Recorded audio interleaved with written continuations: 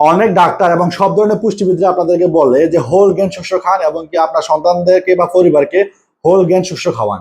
কারণ whole grain শস্যতে fibre, protein, calcium, ম্যাগনেসিয়ামের মতো বহু পুষ্টিগুণ থাকে, যেটা আপনার সন্তান বা আপনাদের মাংসপেশি, চুল, হাড় বা ত্বক যেটাই বলেন, এটা গঠনে সহযোগিতা করে এবং ফাইবার থাকাতে লম্বা সময় পর্যন্ত ক্ষুধা অনুভব করায় না, যার কারণে আপনার সতেজ বা এনার্জি ফিল করতে পারেন। আর ক্যালসিয়াম, ম্যাগনেসিয়াম এগুলো তো আপনারা জানেন, নর্মাল যারা হাড়ের সমস্যা ভোগী ক্যালসিয়ামের কারণে ওই জিনিসগুলো সমাধান করে। তো অনেকেই জানেন না যে হোল গ্রেনটা কি, আসলে কি, কাকে হোল গ্রেন শস্য বলে। আসলে হোল গ্রেন শস্য হতে একটা শস্যের তিনটা বৈশিষ্ট্য লাগে। আমি যদি আপনাদেরকে সহজভাবে বুঝাই, এখানে একটা কাঁঠালের বিচি আছে, আমি রাখছি।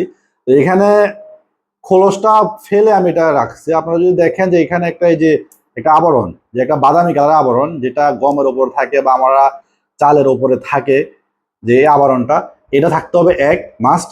আর দ্বিতীয়ত এটাতে যে অঙ্কুর, আমি যদি দেখাই, এটা একটা অঙ্কুর, আপনারা জানেন যে এটা একটা অঙ্কুর, অঙ্কুর থাকতে হবে। আর তৃতীয়ত এটা পুরোটা এমন মনে করেন যে একটা ফুল, একটা শস্য হতে হবে, ভিতরে সাদা অংশ থাকতে হবে।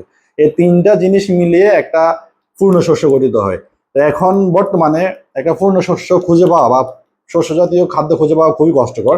কারণ আমরা যে চাল খাই, চালটা আমরা খুব ভালোভাবে কিন্তু আমরা মারাই নেই, মানে ওই যে মেলে চুরাই নেই, যার কারণে উপরে লাল বর্ণটা কিন্তু চলে যায়। এবং যারা গম তৈরি আটা ময়দা খায়, ম্যাক্সিমাম আটা ময়দার গমের উপরের অংশটা আমরা ফেললে গরুকে ভুসি হিসেবে খাওয়াই, আর ভিতরে সাদা অংশটা খাই। যার জন্য পূর্ণ শস্য বলে কোনো শস্য আমরা ঠিকমতো খাই না। আর এই জন্যই আমরা এত পরিমাণ খেলেও এতটুকু শক্তি আমরা পাই না। তো আপনারা চাইলে আপনাদের আশেপাশে হোল গ্রেন শস্য জাতীয় যে কোনো খাবার খেতে পারেন, যেমন গম, যব, কিনোয়া এবং কি ওটস।